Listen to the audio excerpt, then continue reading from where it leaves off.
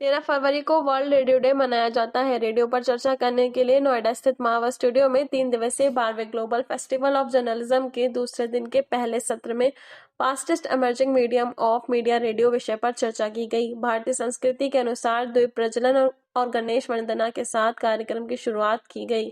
कार्यक्रम में doctor Sandeep Marwah, festival president ICMEI, chancellor AFT university of media and arts, Xavier पॉलिनेज, Abel अब्लेडेस्पेन, commander KL Ganju Zarin, अतिशय सुरेंद्र सिन्हा, शिशिर सिन्हा मौजूद रहे। कार्यक्रम में उपस्थित सभी अतिथिगण को पुष्पगुच्छ भेंट कर उनका स्वागत किया गया। डॉक्टर संदीप मारवा ने उपस्थित सभी लोगों का शुक्रिया अदा किया और कहा, 13 फरवरी को वर्ल्ड रेडियो डे मनाया जाता है। भारत जैसे लोकतांत्रिक देश में रेडियो ऐसा माध्यम है जो जनमाध्यम का रूप ग्रहण किए हुए है और यह अपनी व्यापक पहुंच के कारण ही लोकतंत्र की अवधारणा को साकार करता है। वह मौजूदा अतिथिगण ने रेडियो पर अपने अपने विचारों को साझा किया और वर्ल्ड रेडियो डे का पोस्टर रिलीज किया। इसी दौरान कार्यक्रम में आए अतिथियों को उनके देश के क्यूजीन भी चखाए गए। साथ ही अतिथियों ने school of hospitality and tourism students की प्रशंसा की। कार्यक्रम के दूसरे हॉल में जेवियर पॉलिनीज, एम्बेसडर ऑफ पेरू मौजूद रहे, जिसमें the encash cities in the clouds film की स्क्रीनिंग की गई। इसी दौरान संदीप मारवा द्वारा जेवियर पॉलिनीज को फिल्म डॉक्यूमेंट्री के लिए अवार्ड ऑफ डिस्टिंक्शन देकर सम्मानित किया गया। साथ ही कार्यक्रम के दौरान एबल अब्लेडेस्पेन, charge affairs embassy of Cuba मौजूद रहे, जिसमें फाइडल फिल्म की स्क्रीनिंग की गई और संदीप मारवा द्वारा एबल अब्लेडेस्पेन को फिल्म डॉक्यूमेंट्री के लिए अवार्ड ऑफ डिस्टिंक्शन देकर सम्मानित किया गया। कार्यक्रम में सभी अतिथिगण को डॉक्टर संदीप मारवा द्वारा फेस्टिवल मोमेंटो देकर सम्मानित किया गया। Such lovely events. We attach a high priority to our relationship with Studios Marva, and we are looking forward to continue developing the cooperation between the Republic of Cuba and our institutions, particularly our embassy, with the studios. The event, I also appreciate and glad for the participation of one of our films in the event, and I'm looking forward that this film was of the pleasure of the people who see it. So thank you so much for everything, and Before I say that, please allow me to thank Dr. Sandeep Marwa for inviting me to this wonderful event. And this event was very fruitful and very, very important because media and the radio today, by the way, today is a International Radio Day also. So my message to all of this is congratulations on this day. And media is such a thing which has to be honest, courageous and dedicated. If you learn for 3 years the journalism and you are not courageous, you don't want, you fall into the wrong trap, then you will not become a good journalist at all. If you want to make a name, if you want to make a fame, then you have to be writing what you see. You have to be communicating what you see and benefit the masses, because ultimately it is the poor people who are sufferers. Present media is doing their job and you have to add to their, and support them in bringing everything to the public. Marva Studies, we inaugurate one documentary of Peru, my country. I am the ambassador of Peru in India, about the Inca civilization. And I hope this documentary can show our ancient history about the Incas. Message that I can send is that filming, radio and so on are so important that it's wonderful to support us and to have collaboration with Marva Studies.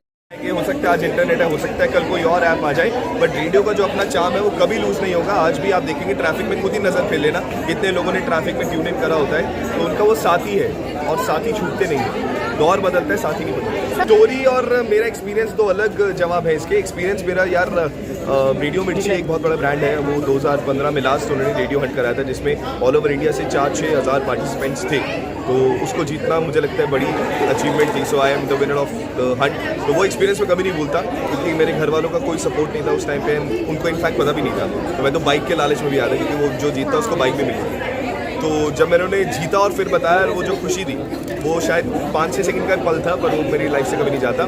First of all, thank you very much for having me here today, and it was our great pleasure to present two short documentaries which showcase the reality of DPR Korea and the Korean people. Well, what I'd like to say and request you sincerely is that through this kind of cultural engagement and communication, I want friendly Indian people to have a correct and clear understanding about the reality of my country, which is often depicted, unfortunately, negatively in some Indian and all world media. Because my country is a normal country, in which people have a very happy, normal life, like everywhere else in the world.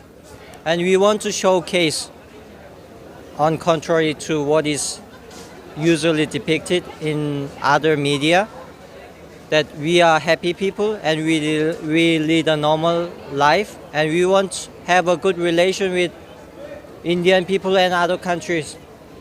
That's what I'd like to say. पहले तो मैं देश को और पूरी दुनिया को आज वर्ल्ड रेडियो डे के ऊपर बहुत बहुत मुबारकबाद देना चाहता हूं। मुझे ये कहते हुए बड़ा हर्ष हो रहा है कि आज रेडियो नोएडा 107.4 FM 15 साल अपने पूरे कर रहा है, और जहां तक रेडियो रायपुर की बात है उसे आज 2 साल हो गए हैं, और रेडियो मुंबई को आज पूरा 1 साल कंप्लीट हो गया है।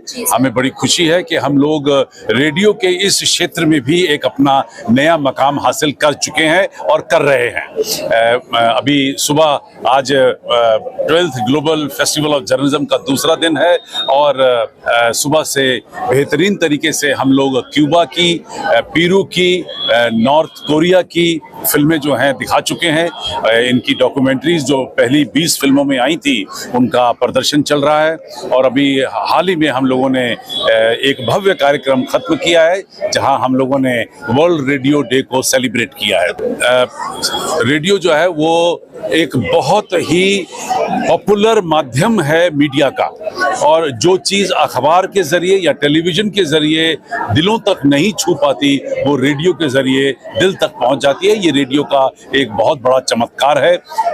मैं तो कहूँगा कि इन पिछले 10 सालों में रेडियो ने एक नई ऊर्जा देखी है, एक नया उजाला देखा है। जब से हमारे आदरणीय प्रधानमंत्री ने मन की बात कार्यक्रम शुरू किया है, 100 से भी ज़्यादा कार्यक्रमों के साथ हमारे तीनों रेडियो जुड़े रहे हैं, खासतौर पे रेडियो नोएडा 107.4 FM। हम इन सभी प्रोग्राम्स को अपने यहाँ पर ब्रॉडकास्ट करते हैं। अगर मैं समझता हूँ कि इन्हीं 100 कार्यक्रमों को कोई सुन ले तो उसके अंदर एक नया जोश, नई लगन, एक नई उम्मीद पैदा हो जाएगी, जो हमारे आदरणीय प्रधानमंत्री ने रेडियो के ऊपर बोले हैं।